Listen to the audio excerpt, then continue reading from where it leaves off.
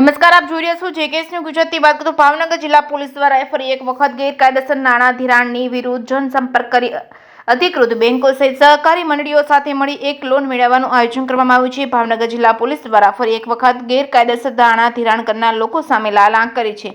વ્યાજખોરોના ચુંગલમાં ફસાયેલા લોકોને અધિકૃત બેંકો તેમજ સહકારી મંડળીઓ સાથે મેળાપ કરાવી જરૂરિયાત લોકોને લોન અપાવી હતી. જ્યારે રેન્જ આઈજી ગૌતમ પરમાર દ્વારા વધુમાં જણાવ્યું હતું કે દરેક પોલીસ મથકમાં જરૂરિયાત અને લોન લેવા માંગતા લોકોને વધુ જાણકારી માટે સ્થાનિક પોલીસ મથકમાંથી મદદ મળી રહી છે.